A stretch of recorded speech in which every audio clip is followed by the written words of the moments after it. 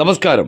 ആരോ വിഷനിലേക്ക് സ്വാഗതം. ഇറാൻ സംഘർഷം അതിൻ്റെ 2 ആഴ്ച പൂർത്തിയാക്കുന്ന ഈ വേളയിൽ യുദ്ധം ആര് ജയിക്കും എന്നുള്ള കാര്യത്തിലല്ല, യുദ്ധം എന്തും തീരും എന്നുള്ള കാര്യത്തിലാണ് ഇപ്പോൾ ലോകം ഉറ്റുനോക്കുന്നത്. ഒരുപക്ഷെ പൂർണ്ണമായും കീഴ്പ്പെടുത്താൻ അമേരിക്കയ്ക്കോ ഇസ്രയേലിനോ കഴിയില്ല എന്ന് വിശ്വസിക്കുന്ന ഒരുപാട് ജനവിഭാഗങ്ങൾ ഇവിടെയുണ്ട്. മാത്രമല്ല, ഇറാൻ ഒരുപക്ഷെ തോൽക്കുമായിരിക്കും. തോറ്റെങ്കിൽ അല്ലെങ്കിൽ ഇനിയും ഇപ്പോൾ പുതിയ പരമാണു നേതാവിനെയും അവർക്ക് വേണമെങ്കിൽ കൊലപ്പെടുത്തുവാൻ ഇസ്രയേലിന് കഴിയും. അതുപോലെ തന്നെ യുദ്ധം ഇറാനെ തകർക്കുവാനും കഴിയും. പക്ഷേ എന്നാലും പൂർണ്ണമായി വിജയിക്കുവാൻ അമേരിക്കയ്ക്ക് കഴിയുമോ എന്നുള്ള സംശയം ഇങ്ങനെ നിൽക്കുകയാണ്. ഇറാൻ ഇടയ്ക്കിടയ്ക്കെങ്കിലും പ്രത്യാക്രമണങ്ങൾ നടത്തിക്കൊണ്ട് ഒരിക്കലും കീഴടങ്ങാത്ത പോരാട്ട വീര്യം കാഴ്ചവെച്ചുകൊണ്ടിരിക്കുന്ന ഈ സമയത്ത് ഇപ്പോൾ ഒരു ലോകത്തൊരു ആശ്വാസകരമായ ഒരു വാർത്ത വന്നിട്ടുള്ളത്, യുദ്ധം വേണമെങ്കിൽ നിർത്താൻ തയ്യാറെന്ന നിലയിൽ ഇറാൻ മുന്നോട്ട് വന്നു എന്നുള്ളതാണ്. യുദ്ധം നിർത്താൻ 3 വ്യവസ്ഥകളാണ് ഇറാൻ പ്രസിഡന്റ് മസൂദ് പെസഷ്കിയാൻ മുന്നോട്ട് വച്ചത്. ടെഹ്റാൻ്റെ നിയമവിധേയമായ അവകാശങ്ങൾ അംഗീകരിക്കുക. തീർച്ചയായിട്ടും ഓരോ രാജ്യത്തിനും അവരുടേതായ അവകാശങ്ങളുണ്ട്, അവരുടേതായ നിലപാടുകളുണ്ട്, അവരുടേതായ കാഴ്ചപ്പാടുകളുണ്ട്. ഒരു രാജ്യത്തിൻ്റെ പരമാധികാരത്തെ കീഴ്പ്പെടുത്തുക എന്നത് ഒരിക്കലും ശരിയല്ല. അതാണ് ഇന്ത്യ ഉൾപ്പെടെ പല രാജ്യങ്ങളും പറഞ്ഞിട്ടുള്ളത്. ചൈന പറഞ്ഞതും അതുതന്നെയാണ്, ഇറാൻ്റെ പരമാധികാരത്തെ ബഹുമാനിക്കുക എന്നുള്ളതാണ്. ഇറാനെതിരെ ഇനി ആക്രമണം ഉണ്ടാവില്ലെന്ന് ഉറപ്പ് നൽകുക, അതാണ് മറ്റൊരു ഇതായിട്ട് നിബന്ധനയായിട്ട് പറഞ്ഞത്.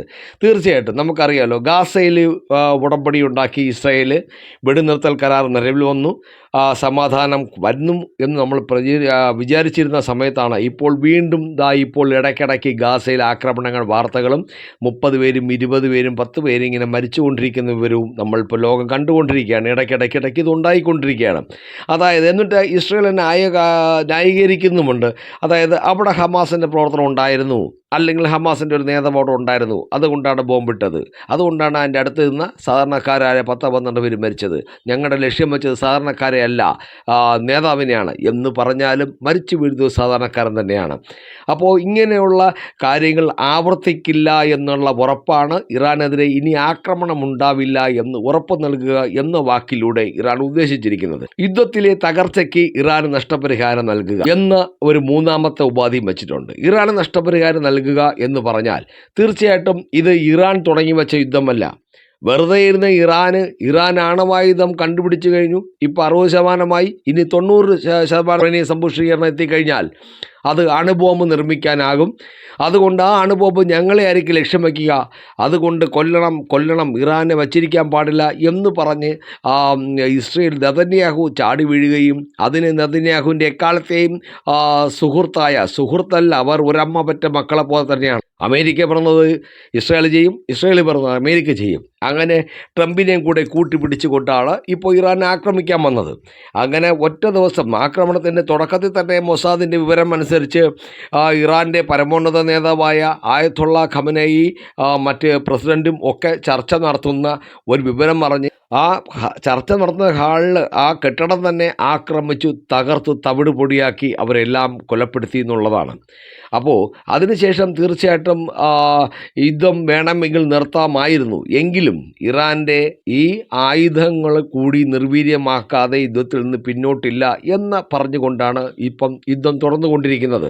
പക്ഷേ യുദ്ധം നീളും തോറും ഹോർമുസ് കടലിടുക്ക് ഇറാൻ അടച്ചതോടുകൂടി ഇപ്പോൾ നമുക്കറിയാലോ, നമ്മുടെ നാട്ടിൽ കേരളത്തിൽ വരെ ഗ്യാസ് സിലിണ്ടറുകൾ കിട്ടാതെയും വാചക പ്രതിസന്ധി വന്നുകൊണ്ടിരിക്കുകയാണ്.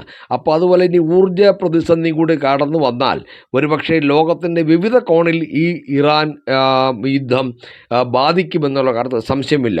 അങ്ങനെ ഇപ്പോൾ US പെട്ടിരിക്കുകയാണ്. യുദ്ധം തുടങ്ങിപ്പോയി നിർത്താനും വയ്യ, എന്നാൽ ഇതെന്താവുമെന്ന ഒരു സ്ഥിതിവിശേഷത്തിലൂടെ കടന്നു പോകുമ്പോഴാണ് ഇപ്പോൾ യുദ്ധം നിർത്താൻ 3 ഉപാധികൾ ഇറാൻ മുന്നോട്ട് വച്ചത്.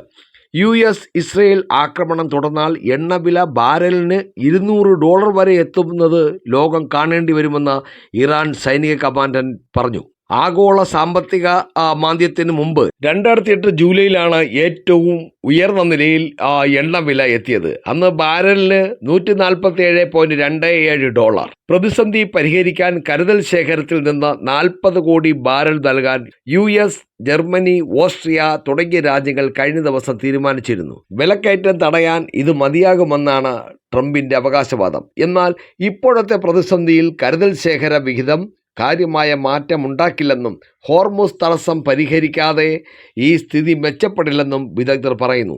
ഇതുവരെ 19 ചരക്ക് കപ്പലുകളാണ് ഇറാൻ്റെ ആക്രമണത്തിൽ തകർന്നത്. ഏതായാലും ഈ ഒരു മുന്നോട്ട് വച്ച ഉപാധി നമ്മുടെ അമേരിക്കയോ ഇസ്രായേലോ എങ്ങനെ ഉൾക്കൊള്ളും എന്ന് പറയാൻ കഴിയില്ല. പ്രത്യേകിച്ചും ഡൊണാൾഡ് ട്രംപ് പറഞ്ഞിരിക്കുന്നത് യാതൊരു ഉപാധികളുമില്ലാതെ നിരുപാധികം ഇറാൻ കീഴടങ്ങണം എന്നാണ്. ഒരിക്കലും ഇറാൻ നിരുപാധികം കീഴടങ്ങുന്ന രാജ്യമല്ല. പ്രത്യേകിച്ച് ഇപ്പോൾ ഈ അവസാന നിമിഷം 3 ഉപാധികളാണ് വച്ചിട്ടുള്ളത്. അപ്പോൾ ഇനി ട്രംപ് അല്ലെങ്കിൽ ഇസ്രായേൽ ഇതിനെതിരെ എന്ത് പറയും എന്ന് നമുക്ക് നോക്കാം. എന്തായാലും യുദ്ധം നീങ്ങുന്നത്, ദിവസങ്ങൾ തള്ളി നീക്കുന്നത് രാജ്യത്തെ വിലക്കയറ്റം കൂടുവാനും ഈ ഊർജ്ജ പ്രതിസന്ധി ഗണ്യമായി കൂടുക മാത്രമല്ല അതിനെ തുടർന്ന് അവശ്യ സാധന വസ്തുക്കൾക്കെല്ലാം വില കൂടാനും നാടുകളിൽ ഓരോ രാജ്യത്തും റെസ്റ്റോറൻറ്റുകളും സ്കൂളും കോളേജും ഒക്കെ അടച്ചിടാനും ഒക്കെ ഒരു കാരണമാകും. ചുരുക്കി പറഞ്ഞാൽ കോവിഡ് സമാന ഒരു കാലഘട്ടത്തിലൂടെയാണ് നാം ഇപ്പോൾ കടന്നു പോകുന്നത്. അങ്ങനൊരു സ്ഥിതിവിശേഷം ഉണ്ടാകാനുള്ള സാധ്യതയാണ് മുന്നിൽ കാണുന്നത്. ഏതായാലും യുദ്ധം നീണ്ടാതെ അധികം വൈകാതെ തന്നെ യുദ്ധം നിർത്തട്ടെ, സമാധാനം പുലരട്ടെ എന്ന് പ്രത്യാശിക്കാം. അപ്പോൾ മറ്റൊരു വീഡിയോയുമായി വീണ്ടും കാണാം. നന്ദി, നമസ്കാരം.